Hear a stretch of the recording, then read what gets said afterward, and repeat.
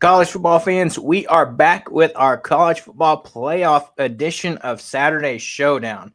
Saturday Showdown is brought to you by Home Field. We are here in the Home Field studio. As you can tell, Dillon is sporting one of the Home Field the bomber jackets. You can get 15% off your order by using promo code Variety Sports in all caps to get 15% off that first promo or that first order. With the holidays getting here, perfect time to get your favorite football fan a new shirt, jacket, pullover, you name it, they have it at Home Field. They have several schools on there, so more than likely your favorite school or university is going to be on there. So go check out Home Field and get some of your Christmas shopping done.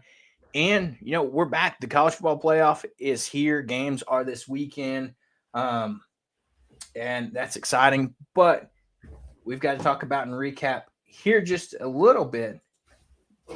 Everybody's favorite tradition, the Army-Navy game that happened this past weekend. And Navy gets the win over 22nd ranked Army 31-13. I'm not gonna lie, didn't really watch the game, right? Had a lot to do this weekend.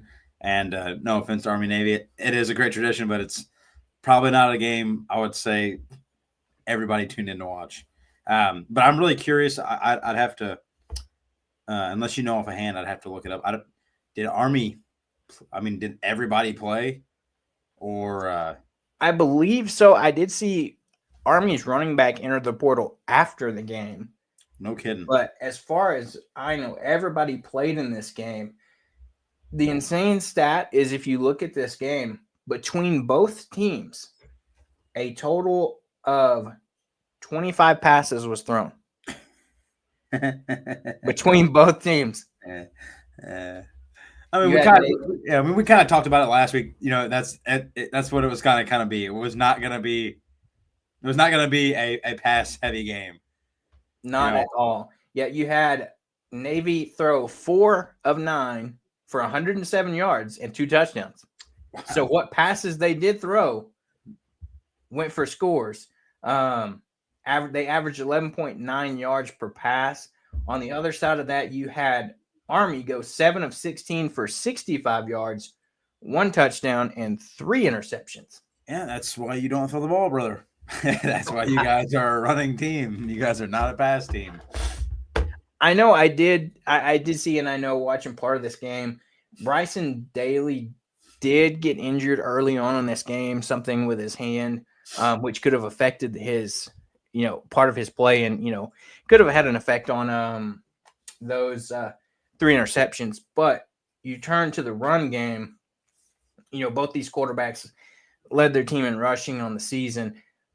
For Navy, Blake Horvath, the quarterback, threw for 107 yards and 2 touchdowns, but he also carried the ball 25 times for 204 yards and 2 touchdowns. Lord have mercy. He went off for a total of 311 yards and 4 touchdowns for Blake Horvath, the quarterback for Navy. It's pretty impressive. But, to each their own. Bega pie, eat a pie. The schools are the exact same. They run the same exact type of offense, basically. It's the option, triple option, run first, pass last type of ordeal. But I'm actually pretty impressed to hear that even though the small amount of passes that they threw, they capitalized on them pretty heavily. 2 touchdowns. That's pretty impressive for a guy who doesn't really throw the ball. I didn't throw a ball for basically a whole season. So that's pretty good. I'm surprised that Navy ended up beating Army, but they're basically a replica, of each other. The offense wise, I don't really know about defense, but offensive wise, it's basically the same, same type of thing. So right, it's like who can do it better. Exactly, and I guess Navy I would have guessed Army to do it better, but hey, it's like we talk about with rivalry weeks. This Army Navy game is something different, and it seemed like maybe Navy just wanted this one more in this game. On the other side of the ball, Army's rushing attack, Kanye Udoa, their running back, 14 carries for 53 yards. Their quarterback, Bryson Daly, 19 carries for 52 yards.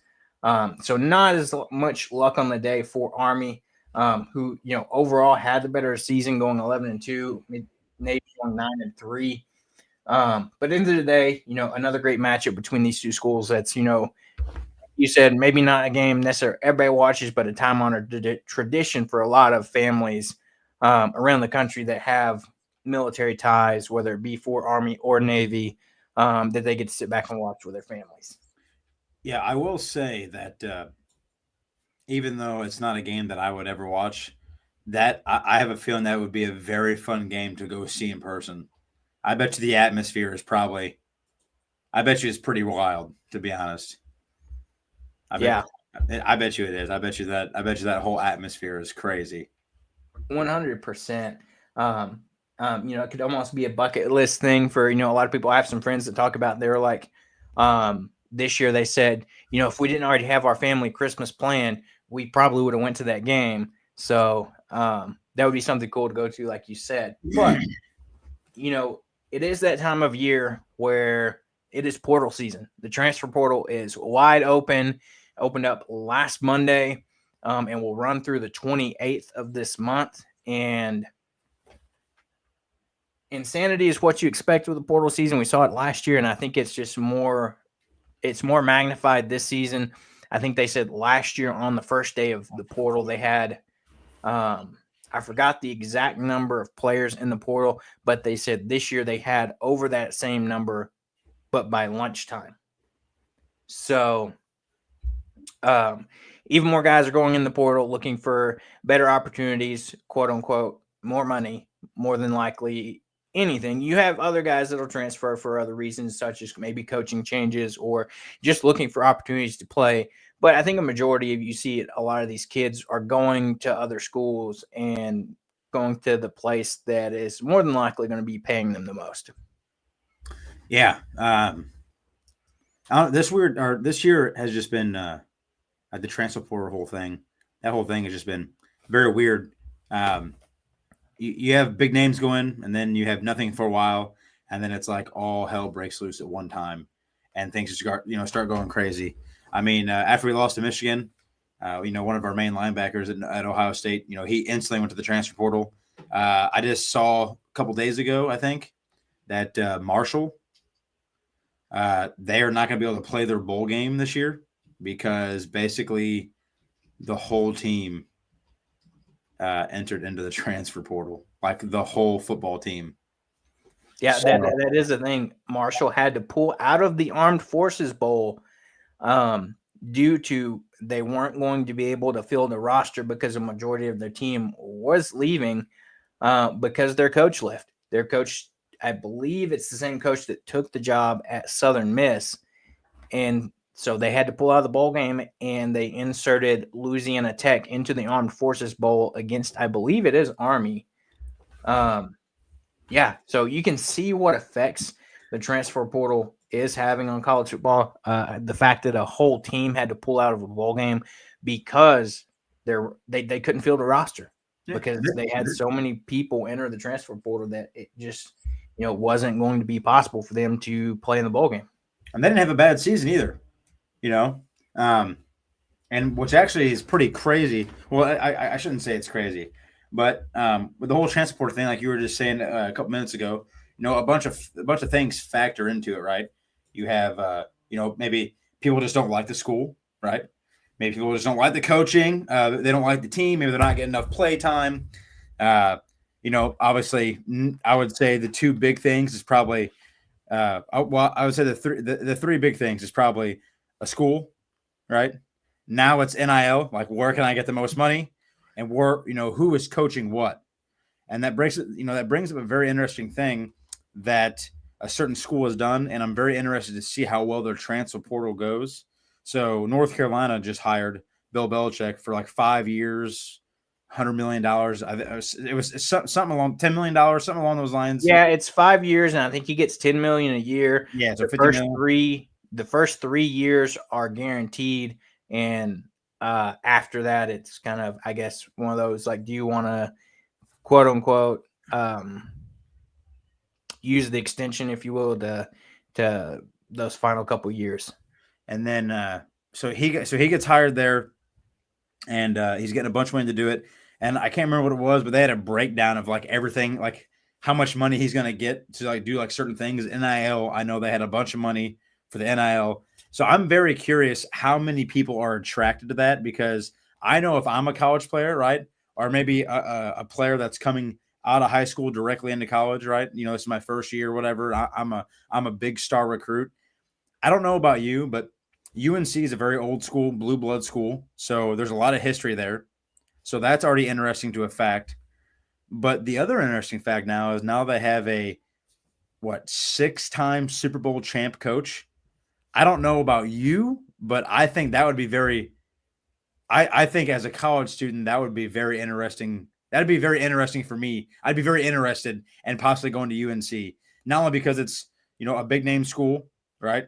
But it's history. But now they have Bill Belichick, who is, I would say, is one of, or if not the greatest NFL coach, ever.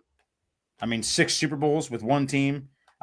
Just always outstanding defense, always an outstanding offense, just hard-nosed. Everything about him was disciplined. You can even, you can watch interviews from Rob Gronkowski or Tom Brady. Like, they even said playing on that team was not fun because he was about business all the time. So I don't know about you, Caleb, but I feel like as a kid that's coming, a big star recruit coming out of high school into college, or maybe someone who's in the transfer portal, I think that would be a school that I would definitely be highly interested in, highly looking into, just because of that. Yeah, I think so. And I told a buddy the other day, I said, I think with Belichick at UNC, I think I don't think there's going to be any in between. I think a recruit looking at going there is going to either absolutely hate playing for Belichick and just not do it, or they're going to be excited about the opportunity to play for Bill Belichick. There's not going to be in between. You're either going to want to do it, or you're, kids on this team is going to be like, absolutely not. I am not doing this. I'm out. See you. So it's going to be interesting to see what they look like next year. Now, granted, it'll just be year one, but to see what kind of guys he brings into the transfer portal, what this team looks like next year, who he fills out on his coaching staff, that's going to be interesting as well to see, what NFL guys does he pull for his coaching staff. I already saw where he was reaching out to the Raiders offensive coordinator to potentially bring him in as his OC. So to see what that looks like is going to be interesting. But to what you were mentioning about North Carolina's NIL, so prior to hiring Bill Belichick, their NIL was around $4 million. After hiring Bill Belichick, their NIL jumped up to $20 million. Yeah. He's not gonna.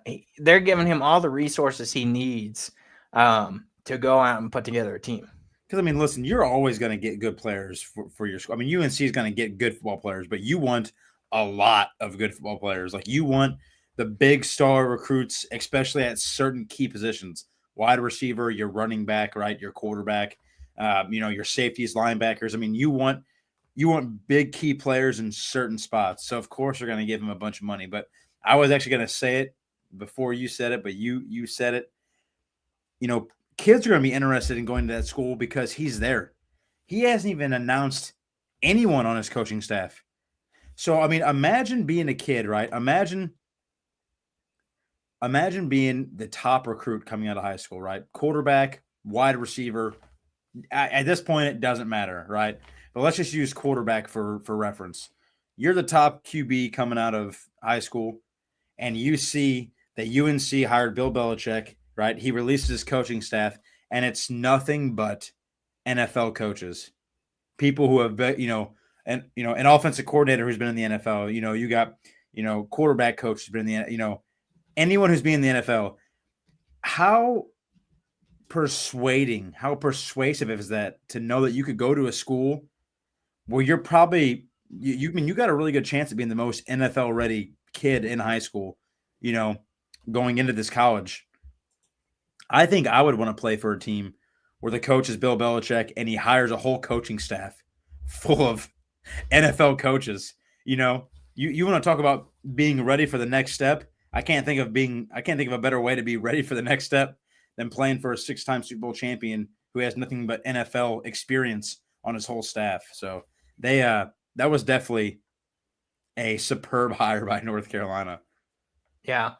Let me just throw out you some names that have been, potentially, tossed around for his coaching staff. Joe Judge, former head coach of the New York Giants. Matt Patricia, who has been on Bill's staff for a long time, was the head coach in Detroit for a little bit. Josh McDaniels, another guy that's been on his staff for a little bit. And they worked very well together. Very well.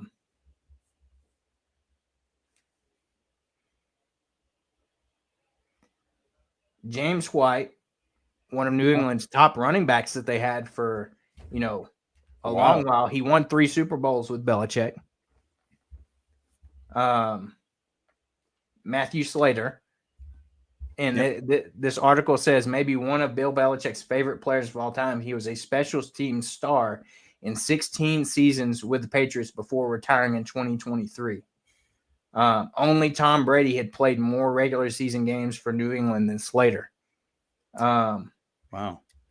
And Billy Yates, he was an offensive lineman at Texas A&M and played 8 seasons in the NFL, including 5 with the Patriots. So it's all guys that either have been coaching at the top level in the NFL or guys that either played for him and knows how he wants to run things. So you're going to see a lot of familiar names be thrown out there, and don't be surprised. I mean, and of course, his son, Steve Belichick, is going to be on the coaching staff. I think that was rumored to be part of the 400-page manifesto that they called it that he sent to UNC, kind of outlining things he wanted or kind of terms or conditions for his contract. And I don't know how true it is, but it was rumored that one of those was that his son would be his successor at UNC as the next head coach. So, wow. Don't know how true that is, but that was what they were saying was part of those documents. But yeah, back to the point you're saying. Yeah, it's going to be you're either really going to want to play for him or you're not going to want to, just because maybe he will run a quote unquote too tight of a ship for some players that they just don't function well in that type of system. And so it will be interesting. But like we were saying, back to the transfer portal, it's insane. Like you mentioned, you guys had, and we'll look at a couple of the playoff teams. Like even these playoff teams are seeing kids jump in the portal and they're potentially have the opportunity to play for a national championship, which is insane that you would leave before the opportunity. But on the other hand, the portal does close, I think, before all those games would finish. So they're looking at opportunities. So as of right now, looking at, I don't know if your linebacker withdrew or committed to somewhere, but as of right now, according to 247 Sports, the 2 players for Ohio State in the transfer portal, 2 quarterbacks, Aaron Nolan and Devin Brown, 2 quarterbacks from your guys' roster. Interesting. And Aaron Nolan, I know he was a highly rated 4-star quarterback in last year's class. I know before he committed to you guys, he had visited Arkansas. I just know that from, seeing stuff from recruiting last year. And then I don't know too much on Devin Brown as far as his story in Ohio State. Yeah, that's interesting. They must have some sort of an inkling that they're not gonna, that someone's coming to Ohio State, or they're not getting play time or something along those lines. And then you jump over to we'll finish out the Big Ten here. Indiana has 6 players in the transfer portal right now. One of their wide receivers, he's actually already committed to Michigan. Really? A 6'5", 203-pound wide receiver. Mercy. They have a linebacker in the transfer portal. 2 safeties, and an interior offensive lineman. Yeah. Ohio State got a top 20 5-star recruit quarterback who committed to Ohio State. I would say that's why Devin Brown and them haven't gone on the transfer. His name's Tavian St. Clair. Okay. He's ranked number 17. Unfortunately, Michigan got the number 1 recruit in all of high school. They got the number 1, Bryce Underwood. Mm-hmm. So, and then Colorado got one, and then I know it's off top, but Oregon got number 3, number 4. They got the number 3 and 4 top recruits. So yeah. Look, speaking of Oregon, they had 1 player into the transfer portal, and he is an offensive lineman that actually transferred to Arkansas. He was choosing between Oregon and Arkansas last year. Oh, really?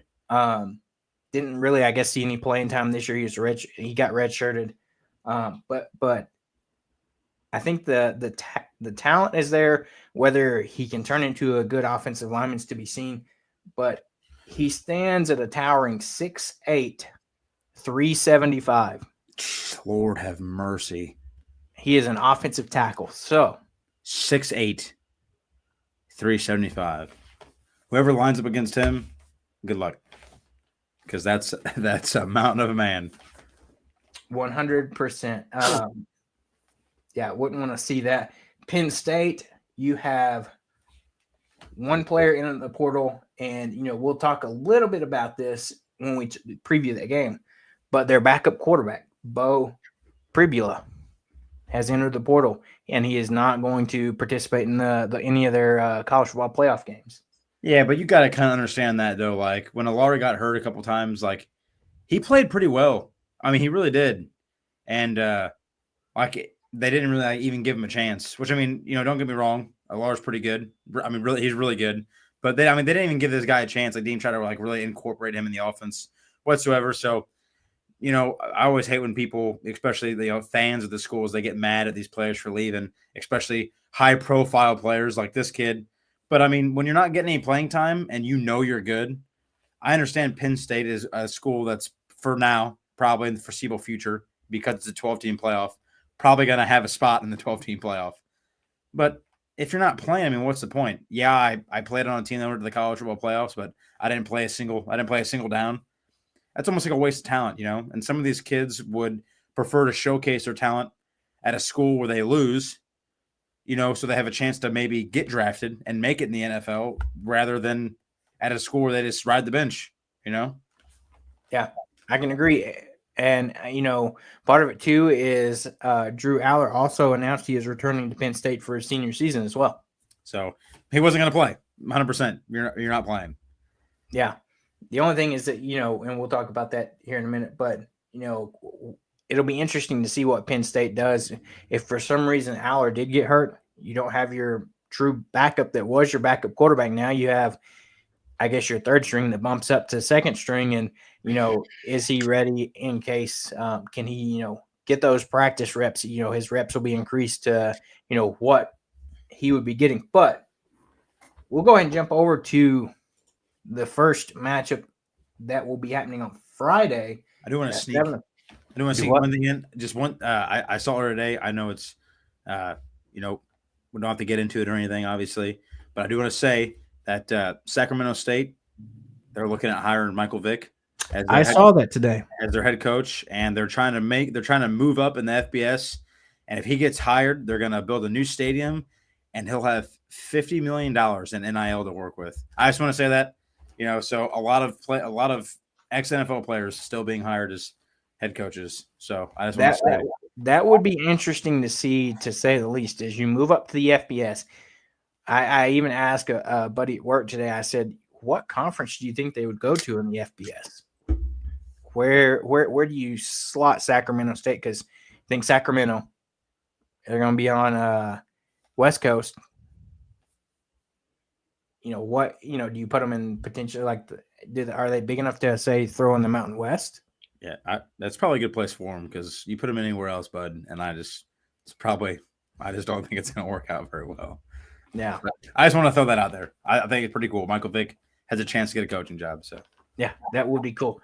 It would be interesting to see the not disputes, but what would parents of these kids think about necessarily letting their son play for somebody with his background, if you will. Like, Yeah. would that history come back to bite a little bit as far as some of the recruits and things of that nature? Could. It very well could. So that's something to think about. But that is cool to see that he's being thrown out there for a potential coaching job there. College football playoffs. First matchup will be on Friday at 7:00. You have Indiana traveling to Notre Dame. In-state battle there. Indiana 11-1, Notre Dame 11-1. It was tweeted out earlier today by Brandon Marcello of On3 Sports.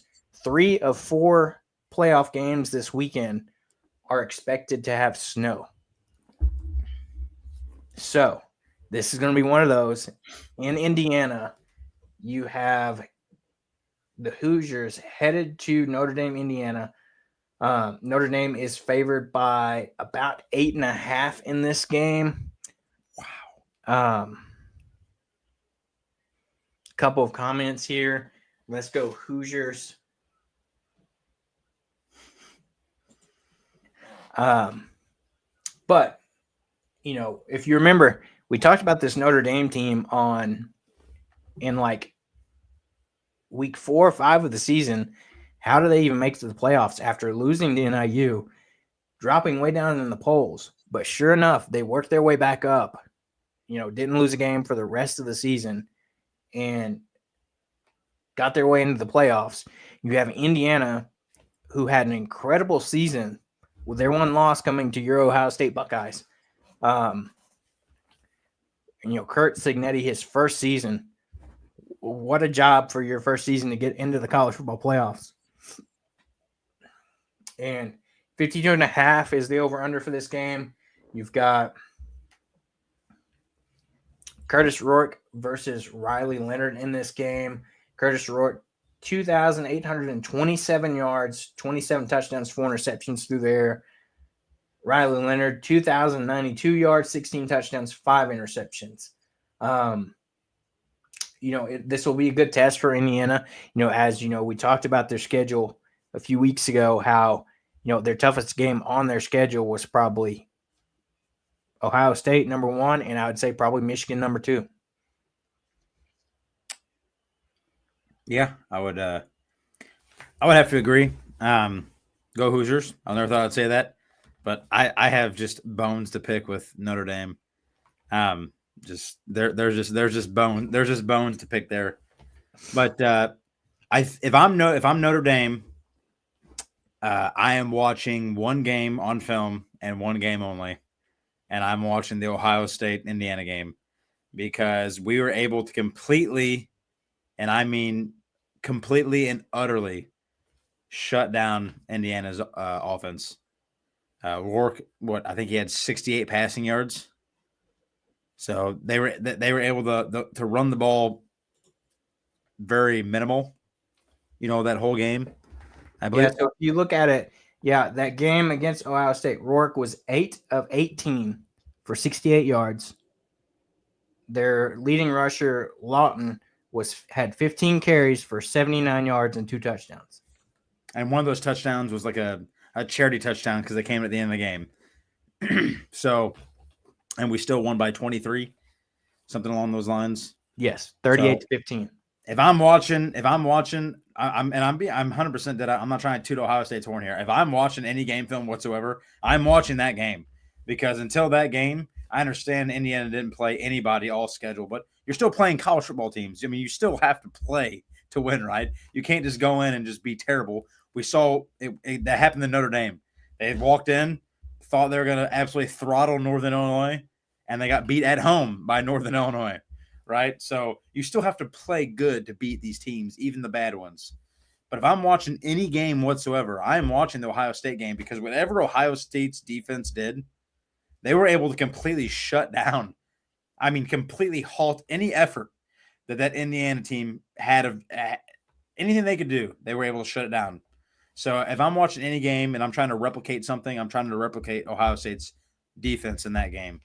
And as far as Notre Dame's offense, I don't know. They're good, but like I wouldn't say they're any better. I don't think they're spectacular. I mean, they can definitely lose this game.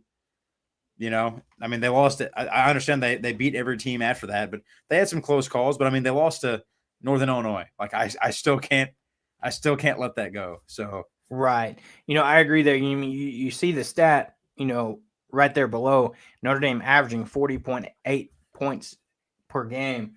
Their last 5 games of the season, they beat Navy 51-14, Florida State 52-3, Virginia 35-14, Army 49-14, and USC 49-35.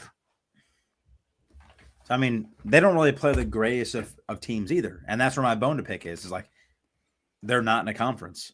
Well, and to me, it's like Notre Dame is always that team. Like you said, they're not in a conference; they're an independent school, so they don't really have any true conference games. They do play a lot of ACC games. Yeah. But if you look at it, they're always that team that never fails. That they come in every year, high expectations. Ranked close to, if not in the top 10 for the preseason rankings. And then at some point in the season, they lose a game they're not supposed to. Majority of the time, it's not to the extent of losing to NIU, but they lose a game they're favored in, probably shouldn't. And that's the story of Notre Dame. I mean, what was it, 2 seasons ago? We talked about that, and they win some games they maybe shouldn't have. What was it, 2 years ago against Ohio State? They won that game, or did they lose it last minute? They lost the game, and they should have won, and they blew it at the last second, and they lost like 16-13. So example right there. They lose a game that they had the game in their hands, and then they lose it last minute. And that's what I feel like has become the stereotype with Notre Dame. Maybe that's changing a little bit under Marcus Freeman. Compared to when it was Brian Kelly, that seemed to be the theme. And I feel like maybe that theme's carried over and followed Brian Kelly a little bit to LSU as well. But, historically, that I think that's what you think of Notre Dame, a school that usually gets a lot of high talented recruits, usually highly ranked preseason, whatever. But then something happens during the season where they lose a game they're not supposed to. It's a close game or things like that. So I'll be interested to see what happens here. I kind of fall in the same boat as you here. Rooting for Indiana. The story is just really cool to see what they've done in year one. And, part of that, like we were talking about earlier, is thanks to the transfer portal. They went out and got a lot of guys to commit and come play for Kurt Cignetti and, help kind of jumpstart, his program that he's building there. And, you kind of see the effects of it. Now they're in the college football playoffs and now fighting for a chance to move forward. Yes, they are. But here's my question. I told you I was going to ask you a question. All right, this is where my question falls. So are you picking Indiana to win? Is that who you're picking to win? Yeah, give me Indiana. Okay, same. We're in agreement there. So the reason why I'm not picking Notre Dame is because I kind of have a little bit of a bone to pick with them. They're not in a conference, and they should be. Everyone else has to be in one. I don't. They have a deal with NBC, and that's a real big reason why they don't have to be in a conference because they can schedule games, right, against various people, different conferences, and they maintain a high level of national exposure. But it's also because they say it's tradition, it's history, right? I don't. If we're playing by the rules here, I don't even think Notre Dame should be here, right? So let me ask you a question. How come they are here and they're not in a conference? They didn't win a conference. They didn't win a conference title, right? They lost to NIL, right? They lost to Northern Illinois.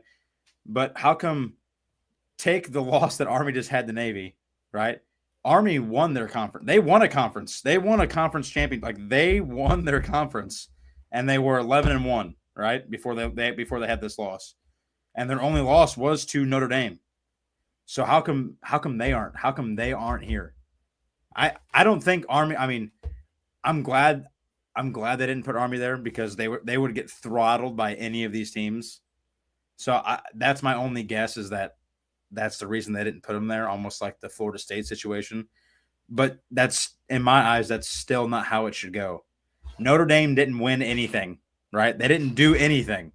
They lost against a awful team, and then they beat some awful teams, a lot of awful teams, just like Army did. But Army won their conference. They won a championship.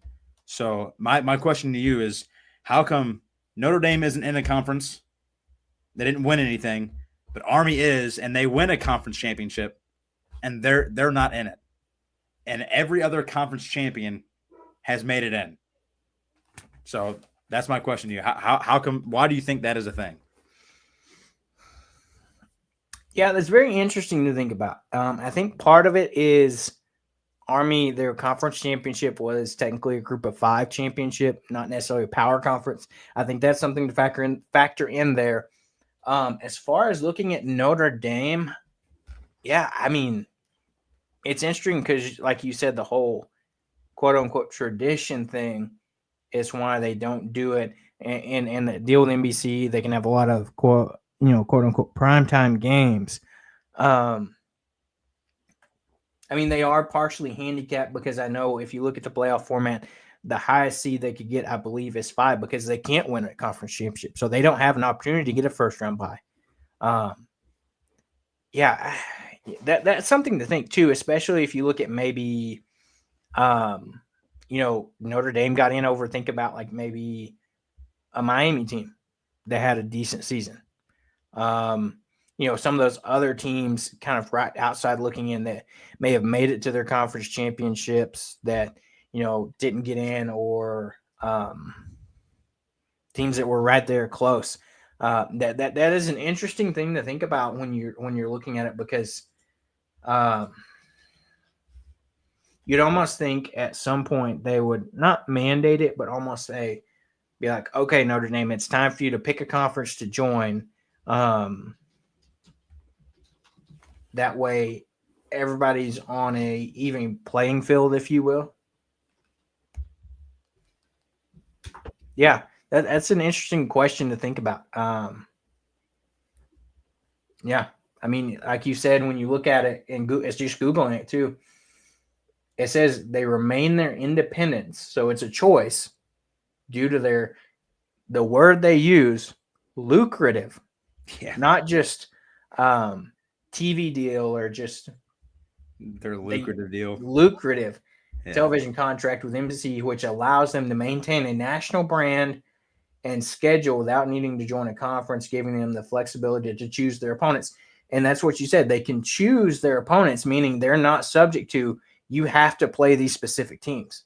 Like you said, they can pick, not saying they do this, but this team looks like they may not be very good. And I know some things like you schedule a few years out with, college football schedules.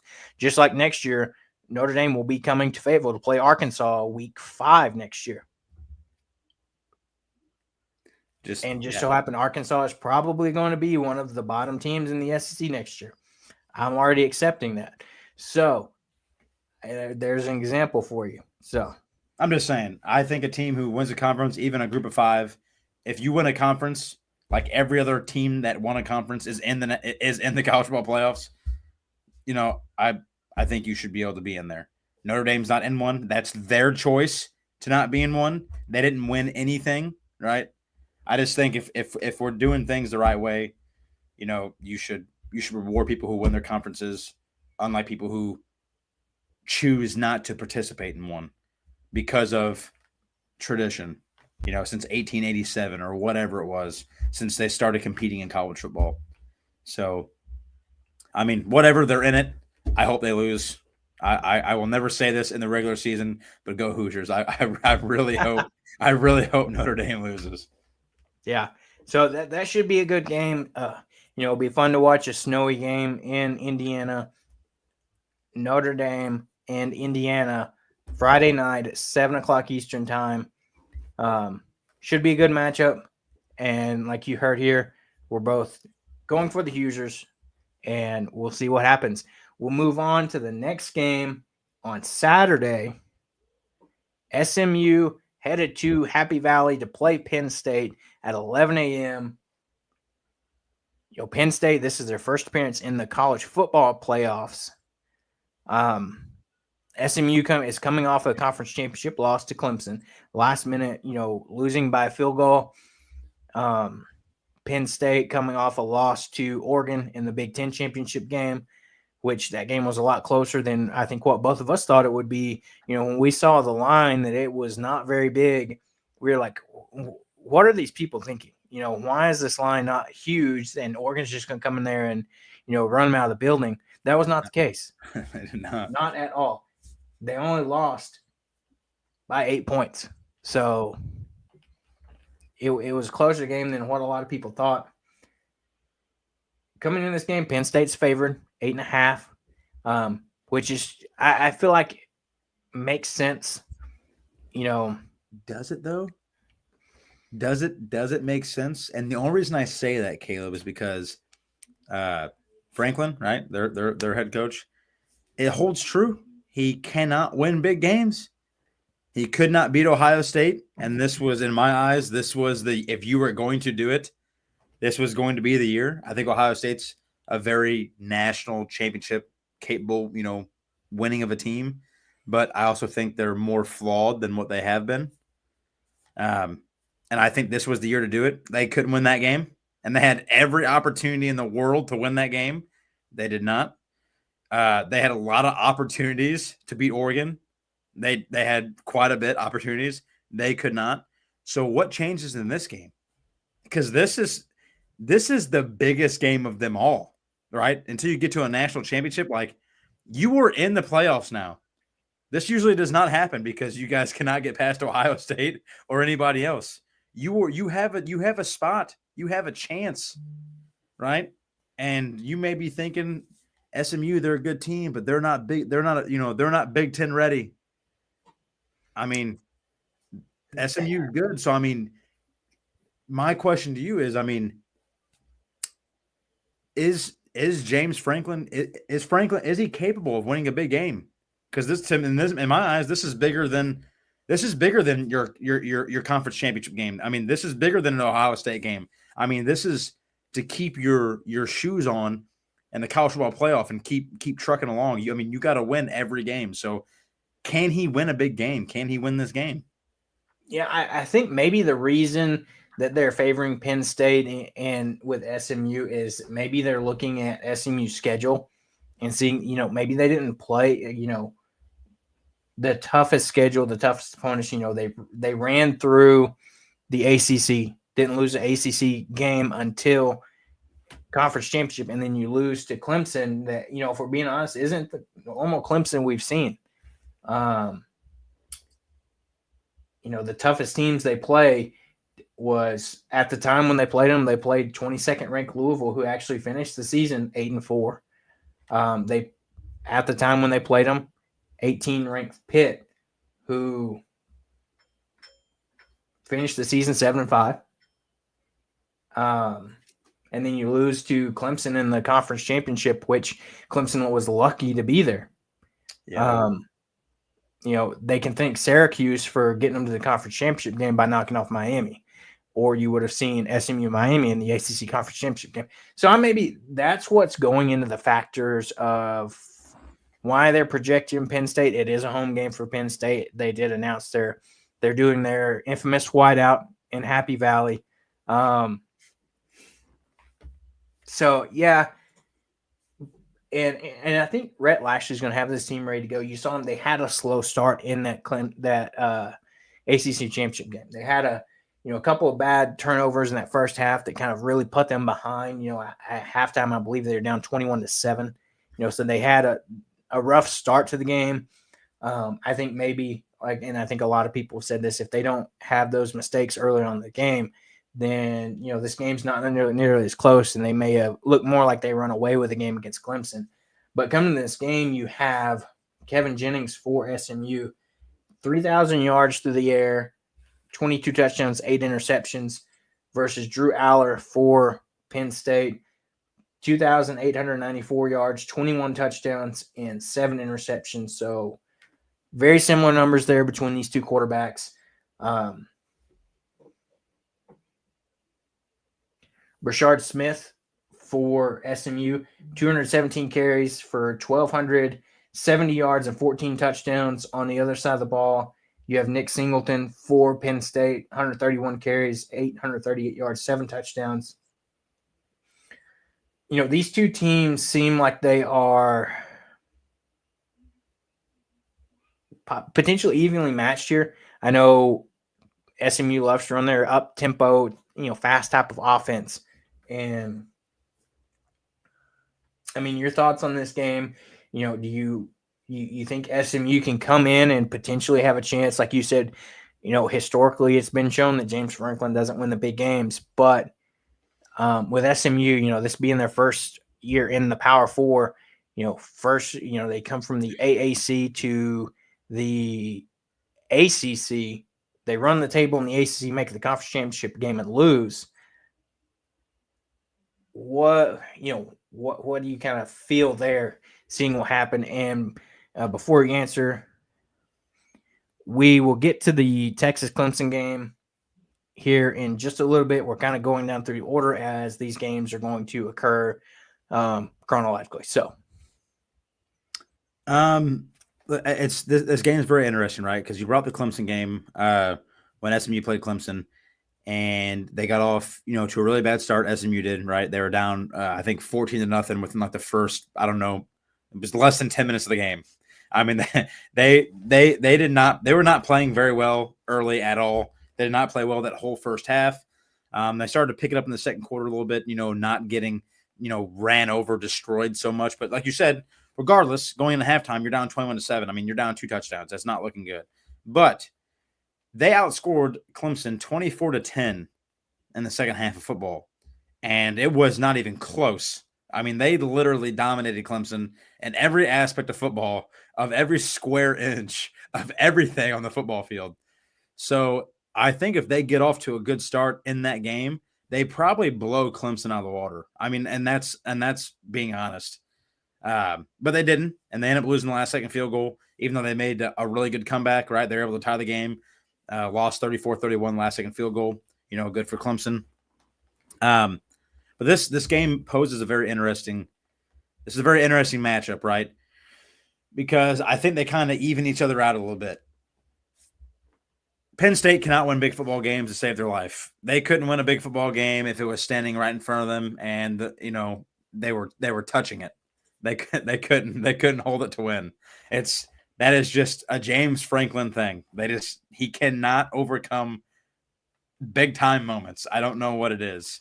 But at the same time, I think a good thing Penn State has going into this game, right, is one, it's more or less a home game for them. And two, I would say to date, this is probably going to be SMU's toughest opponent, right? ACC football, no offense, is way different than Big Ten football. Just like Big Ten football is way different than SEC football. There are levels to this college football, right? ACC is one of them, and then I would say it's Big Ten, and then I would say it's SEC. SEC is obviously, I don't care what anybody says, it's the hardest place to play football. But Big Ten is right under that.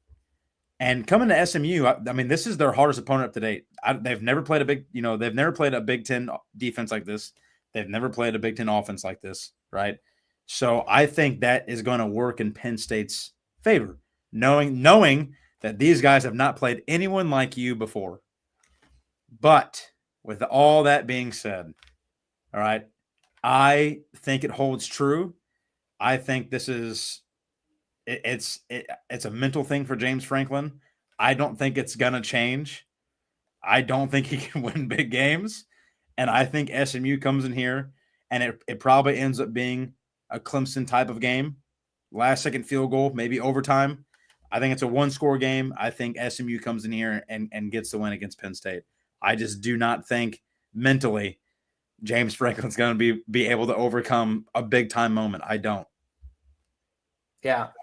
When you look at it, yeah, like we were talking about that ACC championship game, 46 seconds into the game, SMU fumbles. Then, Clemson turns around, capitalizes, scores a touchdown. They force SMU to a punt on 3 plays and -1 yards. they get the ball back and go down and score again. So 5 minutes into this game, they're down early. So I think, to your point, I think maybe SMU learns from what happened in the ACC championship game. Another factor to think about is a team from Dallas-Fort Worth area coming and playing in the cold, potential snow.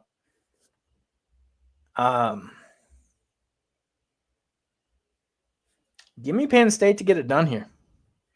I'm going to give them the benefit of the doubt here. Like you said, this is, regardless of a conference championship game, regardless of, those tough matchups against Ohio State, this is by far the most important game on your schedule. And you're in Happy Valley. You're at home. You're having your infamous whiteout. The crowd is going to be electric. This is going to be SMU's toughest game by far. So give me Penn State in this one. I'll be happy with either team that wins. I think SMU will probably put up a fight for a little bit, but I think maybe Penn State comes away with a win and moves on to keep their college football playoff hopes alive. Yeah, no, I mean, I hope more Big Ten teams go in there because then it makes me feel better, right? About, maybe, not winning the conference championship, knowing there's so many good teams in the Big Ten, but I just have a feeling that this Penn State's not going to be able to get it done. I just have a feeling. Yeah, Nathan says that there's only one reason to pick SMU, and it's all quote unquote vibes. This is, listen, to each their own, right? So, Saturday, 11 a.m. kickoff, first game on Saturday of the playoffs. It should be a good one. Again, snow predicted in 3 of 4 games, other than the game in Austin, Texas, of course, which is the game that is up next on the docket.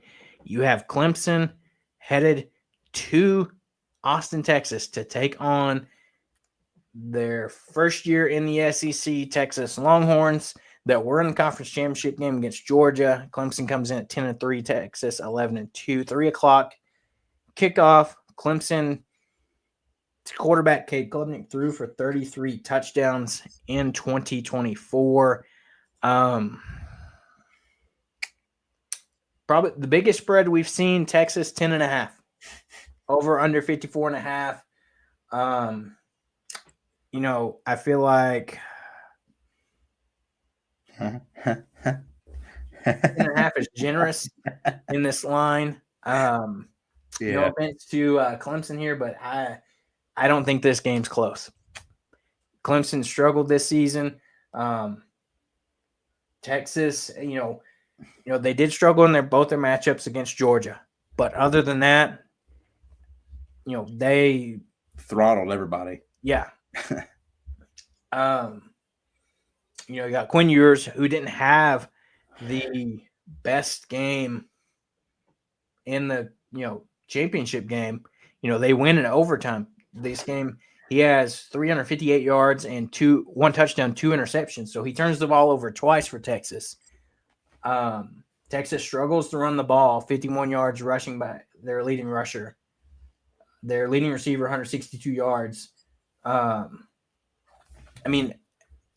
you said about the game earlier with Indiana, if I'm Clemson, I'm watching both tapes of Texas versus Georgia, regular season and SEC championship game, because Georgia has the formula, the defensive game plan scheming, if you will, to how to stop this Texas offense. So if you go look at it, that like you said with Indiana and Notre Dame, if I am this Clemson team, I'm watching all that tape I can and figuring out what Georgia does specifically that kind of put a halt to this Texas offense. Yeah, no, unfortunately, I'm gonna have to agree here, right? I don't think Clemson. I just don't think they walk in here and get this done. I'm not saying they can't, right? Anything can happen, especially in the college football playoff environment, right? But ACC football and SEC football are just so far apart. It's not even close. And I would say maybe they might have a little more confidence coming into this game if they played well, against SMU. But the only reason they won that game is because they got off to a good start. Other than that, they got completely throttled that whole game.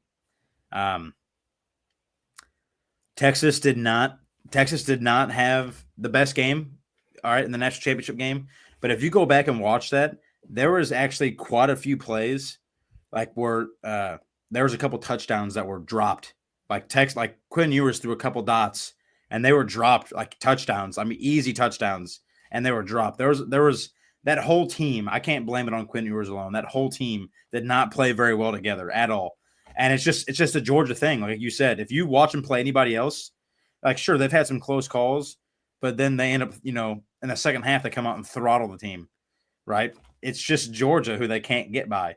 And I mean, if you're going to lose to somebody, I mean, you really can't hate on a team to only losing to Georgia, right? I mean, we were talking about a team that was before the season started, we thought they were just going to torch everybody. So I don't think it's close. I could be wrong. I'm going to be generous. I'm going to be very generous and say Clemson, they lose by 2 touchdowns. And for me, that's kind of generous because this is a game that could very well get ugly, especially if Texas and Quinn Ewers, if they get off to a really hot start, it could just be not good. But Clemson's here for a reason, right? No matter what the reason is, they're here. So obviously they got to have some sort of ability to play good football. So maybe they do keep it close, but maybe they keep it close for a whole half. I don't know, but I think in the long run, it probably ends up being a blowout. Yeah, we were talking a while ago. G-Man took the W. Agrees that he said he loves Clemson, but he agrees 100% here.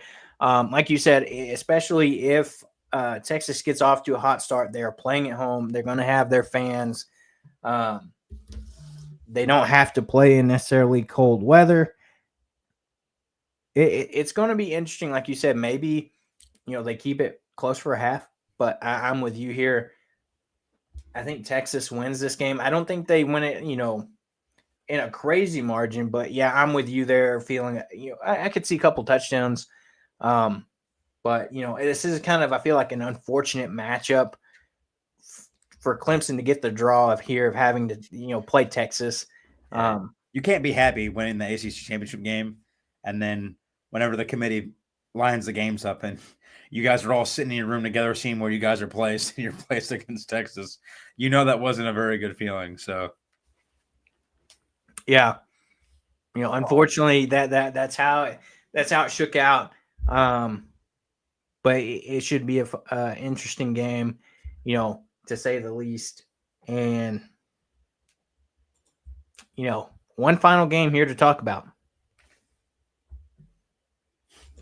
Tennessee heads to Ohio State to take on the Buckeyes in the shoe in Columbus, Ohio.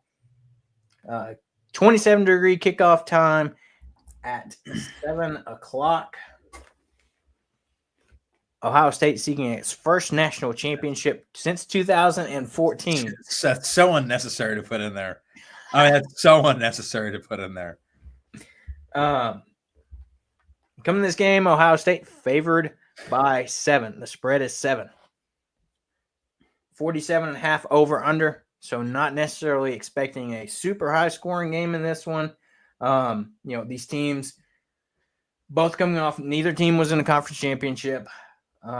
Tennessee finishes its last game of the season with the 36-23 win over Vanderbilt for their rivalry week. Unfortunately, your Buckeyes lost to Michigan 13-10. That was unnecessary as well. Unnecessary. But coming into this game, I think there's a lot on the line, especially for Ryan Day. I think there's a lot of question marks surrounding him and his potential future at Ohio State, especially with you have this fantastic record, except your rival, and then there's a lot of pressure now that you're in the college football playoffs. You have a talented roster year in and year out. You got to get the job done, and not saying it's going to happen, but there's a lot of pressure if, say, they lose this first round matchup. What happens there? But on the flip side of this, this is a Tennessee team that's coming off of, they had a 2-loss season. I think they might have exceeded expectations a little bit. Because we talked about those top teams in the SEC being Georgia, Alabama, Texas. We said Tennessee might be up there, but you had some question marks at the quarterback position with Amaliava taking over this season, and it's being his first year as the starter for Tennessee. He finishes the season so far with 2,500 yards, 19 touchdowns, 5 interceptions. Your guy, Will Howard, 2,800 yards on the season, 27 touchdowns, 8 interceptions. You got one guy, his first year of starting experience versus a guy, Will Howard, a few years at Kansas State, comes over to Ohio State, gets to start there. What's your initial thoughts on this game? Tennessee headed up to Ohio to face your Buckeyes. All right, I'm going to try to keep it as unbiased as possible. Okay. Listen, this is probably the best game of the first round, without a doubt. I don't really care what anybody says. 100%, without a question, it is the best matchup, right, of the first round. You got two teams. I think they're both very evenly matched, to be honest. It's very interesting because they've played some good, both have played some really good teams and pretty predominant conferences, right? Tennessee obviously plays in the SEC. They played out. They play a team like Alabama. We play teams like Oregon and Indiana. So the high level of football is there for both teams. Both teams have struggled this season, and then both teams have really shown out this season. I think the big thing that Ohio State has going for them is that we've been in this position many a times, maybe not have won, right? We don't always win. Like it says it there, haven't won a national championship since 2014. But we've been in this position multiple times. We've been in the playoffs multiple times. Ryan Day has been here multiple times, right? So that having that experience is massive, right? Because you can, certain things to do, how to feel. Maybe you're not as anxious, right? You're not as scared, nervous, stressed out, whatever. So Tennessee, that's a disadvantage of Tennessee. And also, like you said, the weather. Ohio plays in cold weather, right? Tennessee does not. I'm not saying that could be a big factor, but if it snows, when you're from the South and you come up here and it's snowing and you're trying to throw a football and your hands are frozen solid, that's a different feeling for anyone. So, I'm taking Ohio State to win. I don't think it's probably a 7-point margin. If I'm going to keep it real, I would say it's probably a 3-point game. I'm trying to 100% just keep that unbiased. I really am. I think it's a 3-point game. If anything, it's going to be a 1-score game, no matter what. Tennessee win by 7. Listen, I'm not gonna. That's what I'm trying not to be biased about it. All right, I just don't. I'm not trying to be biased. All right. I think anyone can win. I think Tennessee has a really good opportunity to beat Ohio State. All right. Tennessee's a very good football team. They got a very good pass attack. They got a very good run game. Their defense is awesome. And that's just like Ohio State. We have a double-headed horse in the background. Will Howard is really my only concern, to be honest. Right? Coming from Kansas State, he plays in big games, but it seems like in the big games that he's played, we beat Penn State, right? We beat Penn State, ranked team. We beat Indiana, who was 10-0. They were a ranked team, and we lost by what? 1 point to the number one team in the nation and we lost because of a penalty because Dan Lanning outsmarted Ryan Day. So I would say those three things are good enough for the season. So,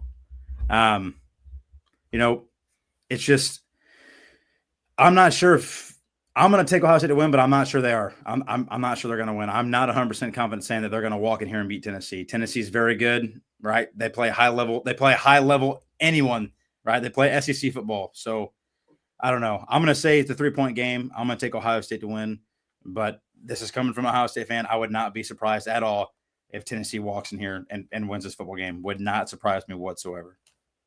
Yeah, this is going to be an interesting matchup to see, especially because, one thing that, we've seen at times Ohio State struggle with is the run game. And you look at the running back for Tennessee, Dillon Sampson, 256 carries on the season for 1,485 yards and 20 touchdowns. One of the best running backs in the country so far this season. I mean, if you look at some of the best ones around the country, Ashton Genty, who, by the way, we haven't talked about it, I feel like got snubbed to Heisman, but that's just opinions here. Cam Scatterbo from Arizona State, great running back as well, had a good season. And then you can't forget Dillon Sampson, 22 touchdowns and nearly 1,500 yards on the season. It's going to be an interesting matchup.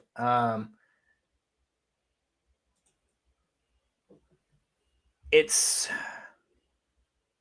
going to be a game that, I think, like you said, which team can come in, I feel like it may really establish their offense early on. And I'm going to take Tennessee in this one. Like you said, I don't think it's going to be 7-point game max. I think it's going to be one of those games, like we said, probably the best game of the first round.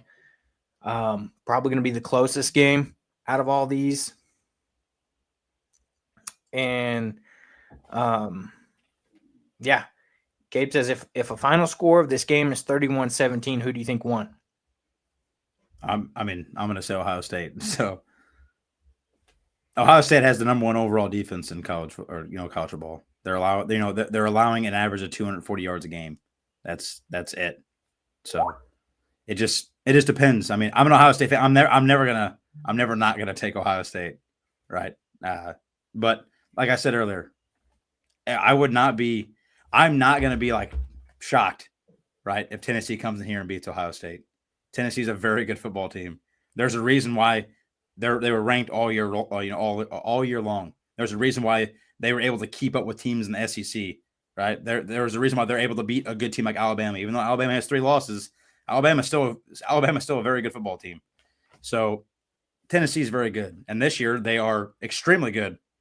Usually they have like a little bit off and on type of years, but this year, I mean, they've been pretty consistent. They've had, a couple tough losses, but even their losses, like the one to Arkansas, I thought Arkansas at one point in time probably should have been undefeated. They gave a couple games away.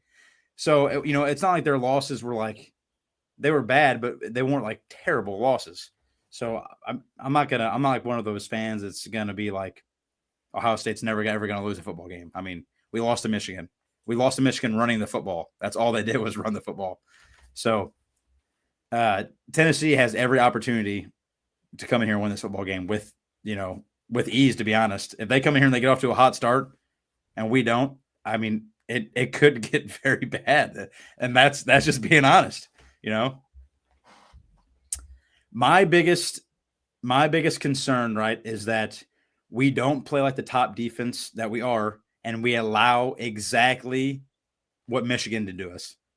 That's what I'm in fearful for, because unlike Michigan, who has the worst freaking passing game I've ever seen in my life in college football this year, Tennessee does not have that problem at all. They don't have that problem.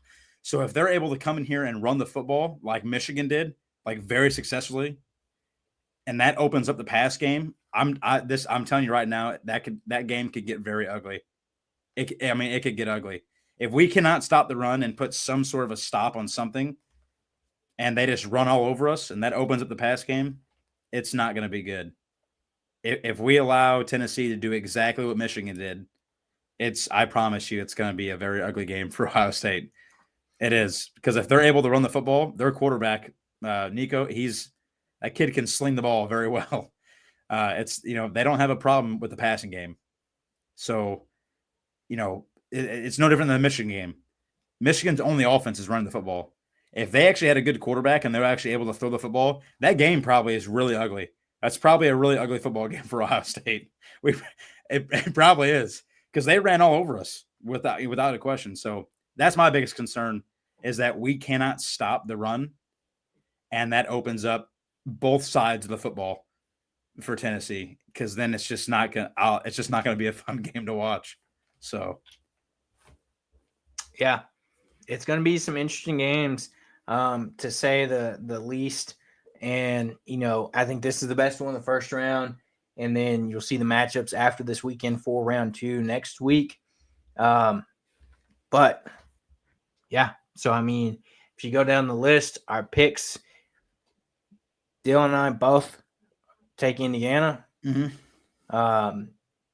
Penn State, SMU. Dillon's taking SMU. I'm gonna give Penn State a chance to right the wrong, if you will, and show people that they can win the big game. And then I think we both agree Texas beats Clemson. And then split decision here. Well, earlier, someone said that G-Man took the W. Somewhere he said Clemson's going to lose by 21, and he was a Clemson fan. So, yeah. I mean, hey. Yeah. One thing I do want to go back to, and this is for you, Dylan, because you posed me this question. Gabe says, why do you think Notre Dame should be in a conference? I'd love to talk about that and why I disagree. I just think everybody else is, so why shouldn't you have to be in one? And they're a very predominant team. Like, they get high level recruits. They're very good. They're a very good team, right? I don't think, since I've been alive, right, I don't think that I've seen Notre Dame have like a really bad football team. They always get high star recruits. They're always very good, right? So I just feel like, I understand. I get why they're not. It's a tradition, right? They've been independent since they started in 1887, right? I believe that's what it was since college football started for them. They've never been in one, so I get that. They also have a massive deal with NBC, so they get paid massively, right? Whereas a lot of teams are in conferences because they get sponsored to do that. But I just think that them being in one, I just feel like they should be in one with how good of a team that they always are. I feel like they should be in a big time conference. I really do. And I understand there's probably going to be more pros for them to not be in one, because they can schedule games against anybody, right? So they can pick a good schedule, or if they want to show that they're the real deal, they can go up against good, really good, solid teams. That's, for me, I understand why they're not doing it. I just feel like, with how good of a team that they are, they should be in a conference. I feel like Big Ten would work out really well. I think that'd be a really good conference for them. You play a lot of really bad teams, and you play a lot of really good teams. But again, I understand why they're not. It's more beneficial to them to be independent. So, from the sounds of it, it doesn't sound like they're going to go to a conference anytime soon. So, as long as they're getting money and they're getting good NIL and they're getting good players from transfer portal, and you have a good thing going, like I always say, if it's not broke, don't fix it. So, did they? I did not know that. I did not know that. I would say that was probably a mistake on the Big Ten's part, because you could, at this point, if Notre Dame was in it, you would literally have, right, Penn State, Ohio State, Michigan, Indiana, and Oregon. Those are 5 predominant massive schools. So Michigan stopped them. I did not know that, because I feel like that'd be a perfect place for them. Yeah. So Gabe said, here's the pros for him for And it's kind of what we hit on. They have the NBC deal, getting set their schedule, which allows them to recruit nationally. That's another point too. They can play anybody they want, travel and recruit as well. And Gabe says so. That's why they did the semi deal with the ACC and not the Big Ten. Yeah, no, I get that. And then to not fully join because I no offense to Notre Dame, but I feel like if you actually went and joined the ACC fully, I feel like that would be detrimental to them because I think they blow basically any team out of the water that they probably play there. To be honest, I think they automatically become the best team in the ACC. Miami had its scares. Clemson was they're a mid team. SMU now, So I mean, I get that. I think eventually they'll be forced to join. Yeah, I mean, they haven't made them join for this long. They probably won't make them join for the foreseeable future, I would imagine. I mean, they're not really hurting anybody, So, yeah, I mean, it's interesting to see where that goes.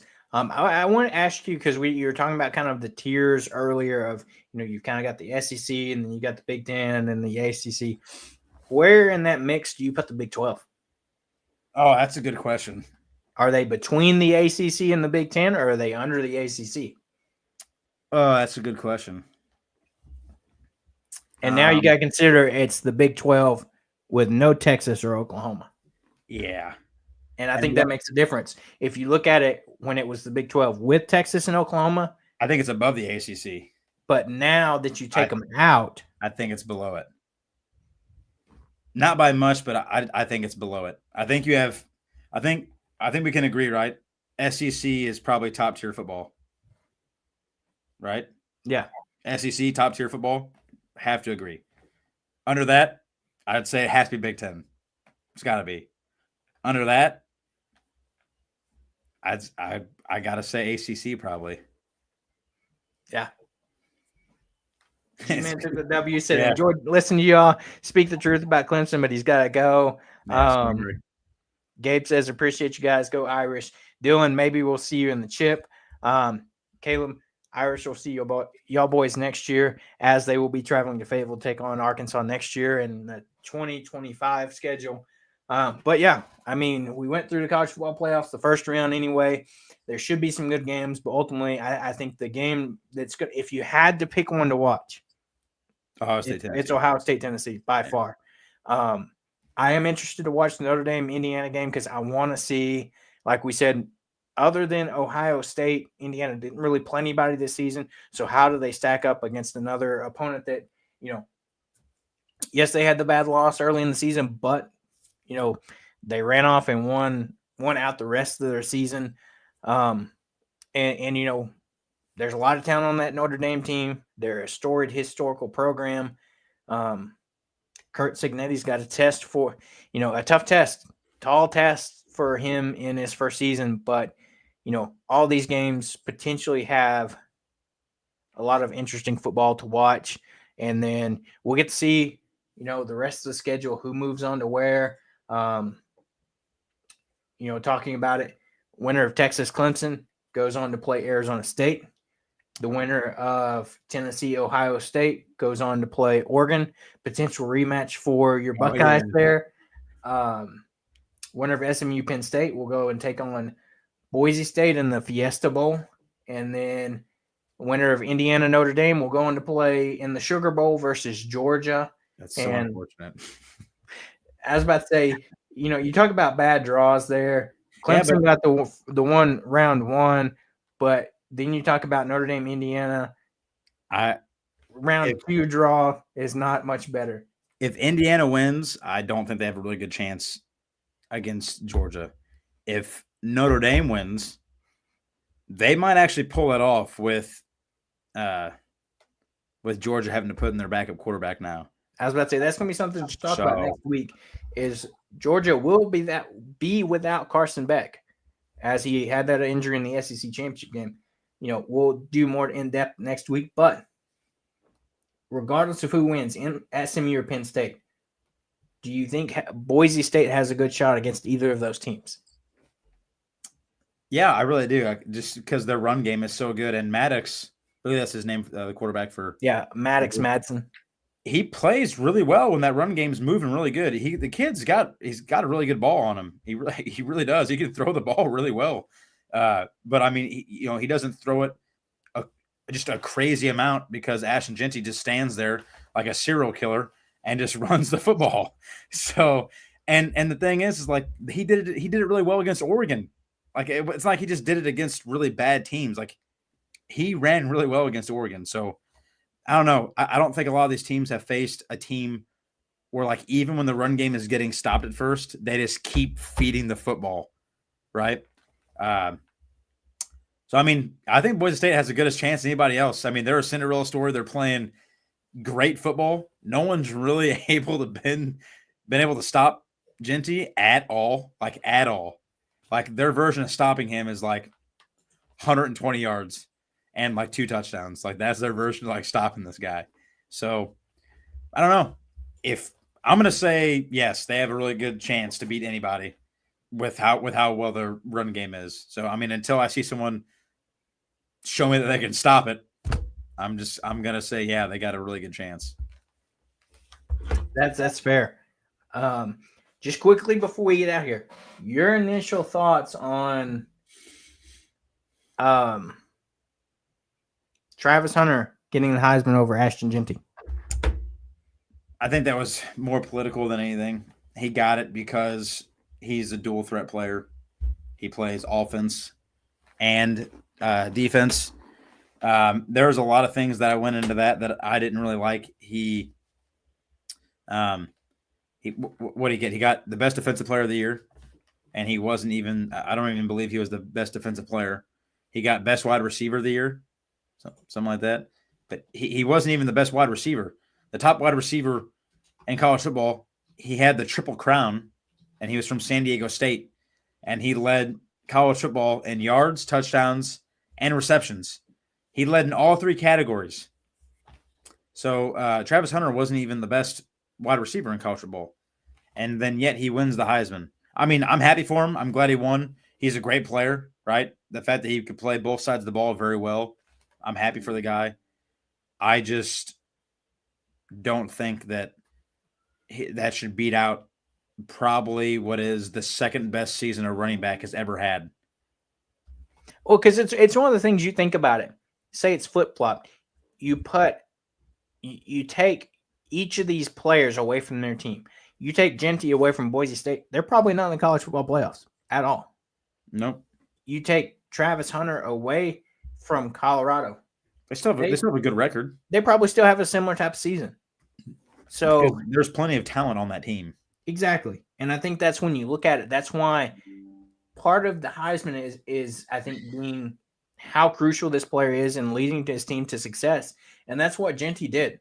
I mean, just to give you some stats. So Jeanty had 2,497 yards on the season so far. I mean, he's still got some games to play, but that's so far. 2,497 yards. How many of those yards do you think came in yards after contact? So he had how many yards? 24? 2,497 total. How many were yards after contact?